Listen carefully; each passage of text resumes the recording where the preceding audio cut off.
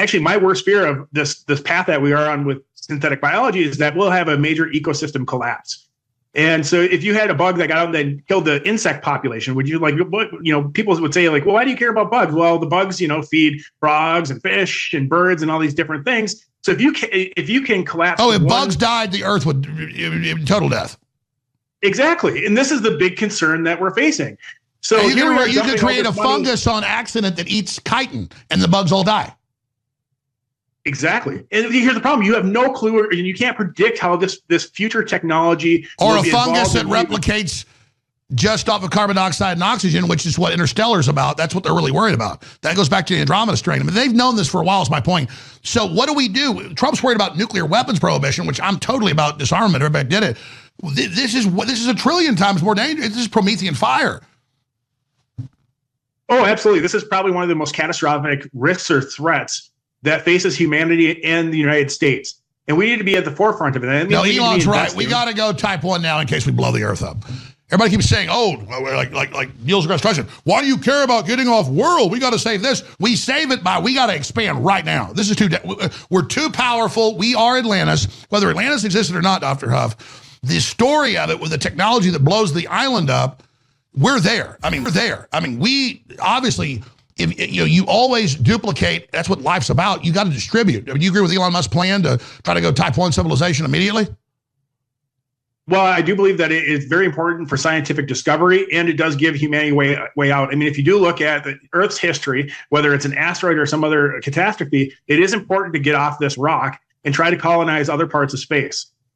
If we don't, human life will come to an end at some point. Elaborate on that, because this is such a no-brainer, and Musk gets attacked for this. Before Musk ever said it, I'm sure he said it before, I didn't see it. I've been saying this for 30 years on air. You can't put your eggs all in one basket. Everything is about innovation, trailblazing, maverick spirit, pioneering. Elaborate on that. Yeah, so it's mainly about risk, like a portfolio. I look at it from like a risk portfolio, say that you have a bunch of investments on Wall Street. You don't want to put all your eggs into one basket. And so we're stuck all in these on Earth, which is our basket. Okay. And if you look back through the historical record, there's been a number of extinction events, asteroids, likely took out the dinosaurs. Yeah. Yeah. And so pandemics could be one of those. It could be human nuclear winter caused by nuclear warfare. The only way to actually mitigate this risk effectively over an infinite time scale is to expand across the universe and try to colonize other places. And then it ends resource wars because it's unlimited.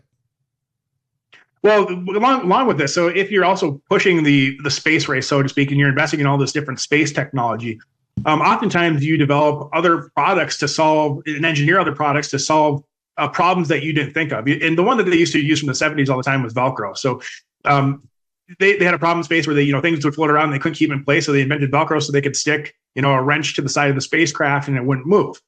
Well, Velcro then is now used in all sorts of different applications. There's, 3M has this awesome industrial Velcro, which can hold like 100, 200 pounds. I've used it myself. But that was a technology that was not planned. It wouldn't have been thought of unless we were engaged in the space race. Bottom line is we need new challenges for innovation and competition. We have to have it.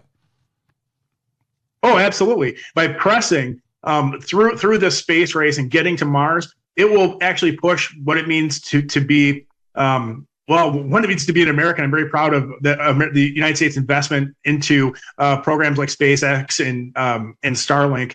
But it's also going to be critical for human survival over thousands of years, hundreds of thousands of years. However, we can push it. Nobody knows. Of course, we don't know when the next. If we go interplanetary, interstellar, we're going to survive. I mean, that's the big fork in the road. We've got to do that. I mean, that's. I don't see I don't think it's impossible that, or let me rephrase that. I think we're going to get to Mars. I think Elon Musk is going to bring us there. I think this, the technology that will be developed to make that happen, could bring all sorts of advancements to material science and also new types of energy and travel. In the physics literature, they talk about, you want to talk about UFOs and that kind of thing. They talk about gravity drives. It checks out on paper. If you go look at the math, and I'm not a physicist, but I know enough to read through some of the equations and what they talk about and understand it. It looks like these types of things are possible. So as Elon keeps pushing the international, I should say the global or the interplanetary space race, good things are going to come of it.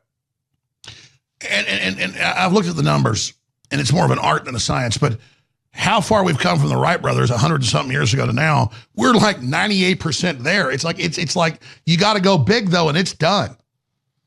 Yeah, and I keep on actually making the same argument with biotechnology. So there's a lot of people that are really concerned with new biological products in this synthetic biology field. So if you look back over the past 200 years, we have made tremendous advancements in biotechnology. And now with the fusion of AI and other types of advanced science and technology, microprocessing improving, AI on the chip's going to be a thing soon.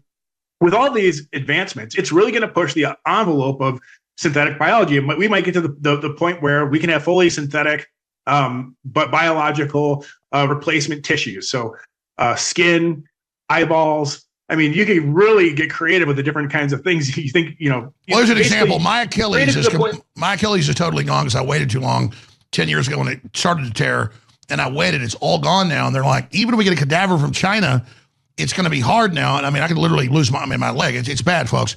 And I'm still hiking everything. It's just going out because all the other stuff's going out now because that's totally gone now. The legs, now the foot is numb. Electricity shoots through it.